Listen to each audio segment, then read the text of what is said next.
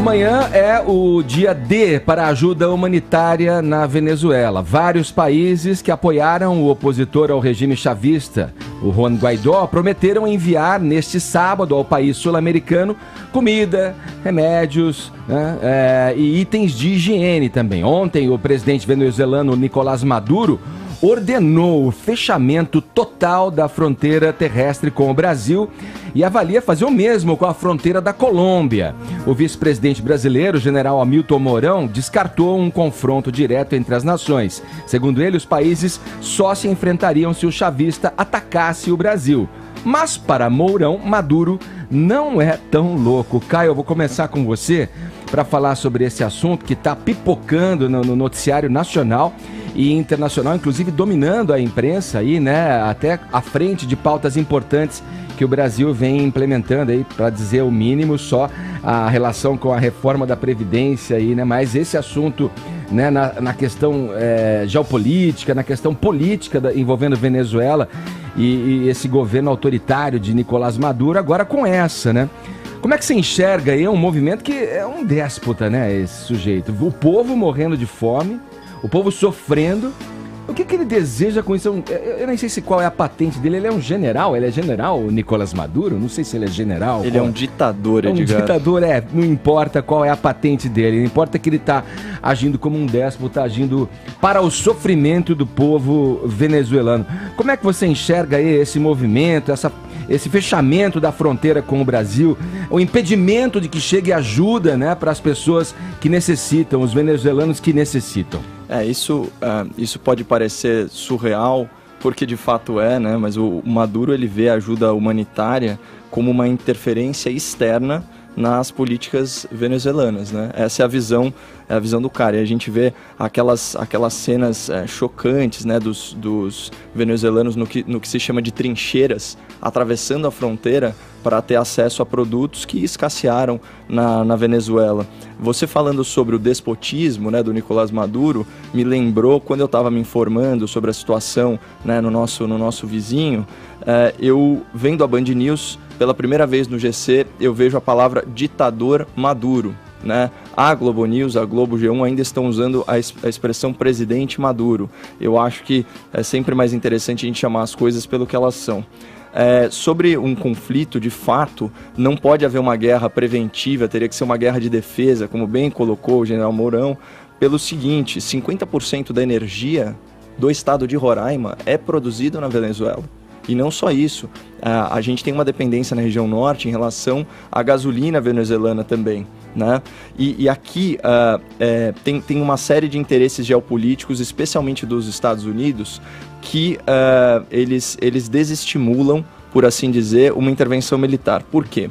Uma intervenção militar no quintal dos americanos, ele pode legitimar intervenções em outros cantos do globo por parte de outras superpotências, especialmente Rússia e China. Então, a leitura internacional é de que é possível derrubar o Maduro sem guerra. Eu queria aqui recomendar o excelente vídeo que se chama Como Derrubar Maduro, no painel WW, do jornalista William Vac, que faz inclusive comparações com outras tiranias do Slobodan Milosevic, do Saddam Hussein, mas acontece assim que, com perdão do trocadilho, o ditador não vai cair de maduro, ele vai cair de podre. É a única situação, porque ele já foi desmoralizado no cenário global, aí, com a liderança inclusive do Brasil no Grupo de Lima, e uma ausência muito mal vista do México, do Obrador, né, o novo presidente esquerdista, Canadá apoiando, Estados Unidos apoiando. Eu vejo alguns analistas mencionando o termo saída honrosa, né? Eu acho... qual seria a saída honrosa para esse sujeito, que vai se apegar ali ao poder até onde ele puder, até a última migalha de poder, até a última migalha de intervenção que ele pode exercer, né, na posição que ele se coloca, ele vai, acreditem, ele vai se utilizar e exercer. Ele não tem muito para onde correr, e mesmo as Forças Armadas, diante de oferta de anistia, isso é importante falar, né? Elas recusaram e continuaram apoiando Maduro, porque ali foi feita toda uma casta burocrática que inclusive aparelhou o exército. Essa é uma grande diferença quando a gente falava na venezuelização do Brasil entre, por exemplo, o modelo lulopetista e o bolivariano. Houve aparelhamento do exército no sistema bolivariano. É importante a gente falar que a Venezuela ela é o modelo socialista mais bem acabado no continente e provavelmente ao redor do mundo, né, excetuados aí os regimes de Cuba e de Coreia do Norte. Então, ele reflete uma visão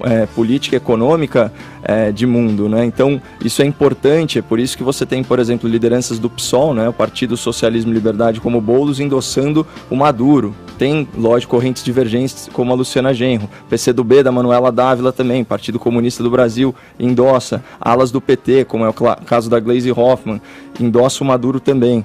E aqui fica a crítica óbvia do Roberto Campos, que é a única coisa abundante no socialismo é a escassez, é o que a gente está vendo agora. E esses que você citou, que são poucos ainda que têm coragem de defender o ditador Nicolás Maduro, se apegam curiosamente, ironicamente, até na justificativa da democracia. Que loucura.